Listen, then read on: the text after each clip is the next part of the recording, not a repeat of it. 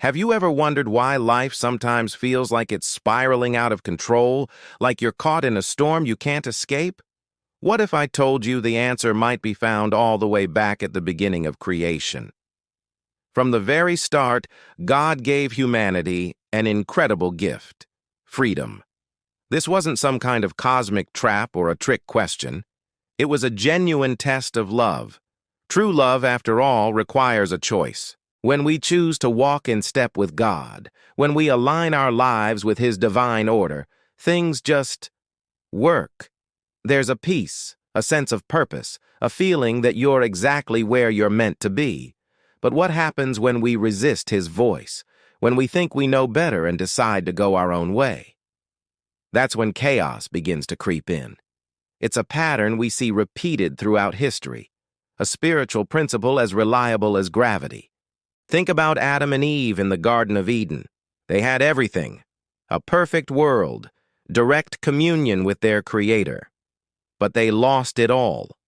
Why? It wasn't just about a piece of fruit. It wasn't simple curiosity.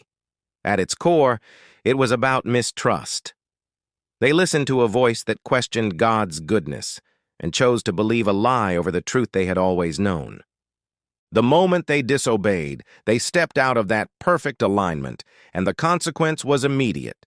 They were separated from paradise. This isn't an isolated incident. Look at King Saul. He was chosen by God, anointed to lead a nation. He had courage, he had power, he had everything he needed to succeed. But he lost his crown, not because he was a coward in battle, but because of pride. God gave him specific instructions, clear commands, but Saul decided his own plan was better. He made compromises, he made excuses, and in doing so, he showed that his heart wasn't fully submitted to God. His disobedience wasn't just a small mistake, it was a rejection of God's authority, and the natural result was the loss of his kingdom. He chose his own way, and that path led him away from the blessing God intended for him. Then there's the famous story of Jonah. God gave him a clear mission: go to Nineveh and preach. It was a direct call, a specific purpose. But Jonah didn't like the plan. He didn't like the people of Nineveh, and he certainly didn't want them to receive mercy. So what did he do? He ran. He literally bought a ticket in the opposite direction, trying to flee from the presence of the Lord. And where did that lead him?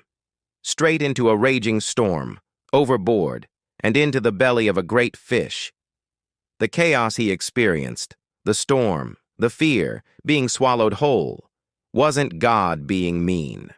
It was the direct, natural consequence of trying to run from his God-given purpose. He was moving against the current of God's will, and it created a vortex of chaos around him. Do you see the thread that connects these stories?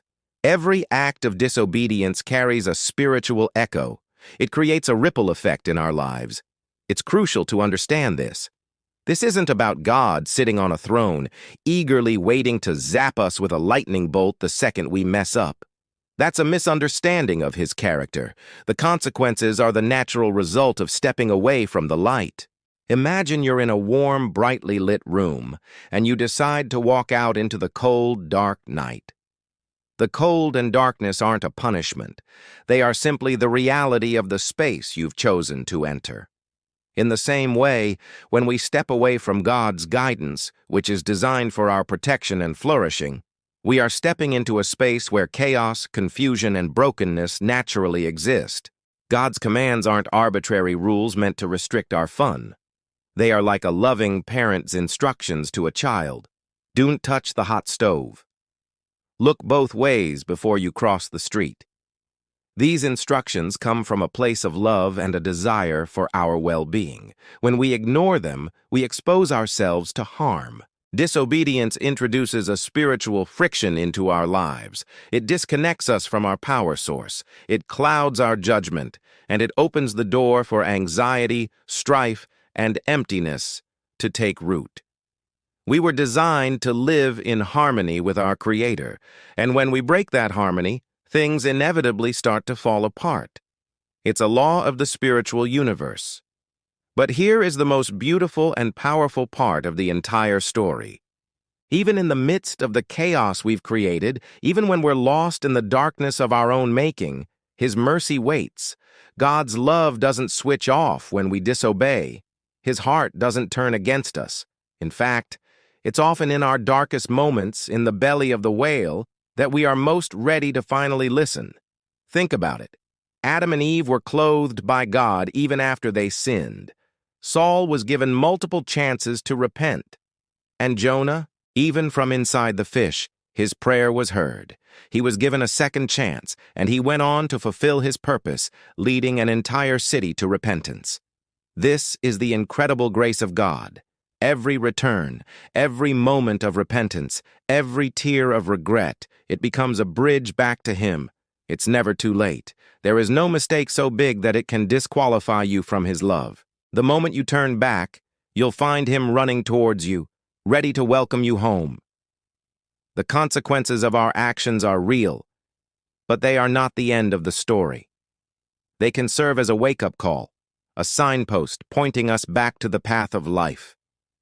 The pain of disobedience can become the catalyst for a deeper, more authentic relationship with God than we ever had before. The Bible makes this promise in Deuteronomy chapter 28, verse 2. All these blessings will come on you and accompany you if you obey the Lord your God. This isn't a transaction, it's a description of reality. Obedience isn't about earning God's love, it's about positioning yourself to receive the blessings that are already flowing from His heart. It's about staying in the light, walking in the warmth, and living in the divine order He designed for you. So if you feel like you're in a storm right now, if you feel lost or disconnected, take a moment to ask, is there an area where I've been resisting His voice?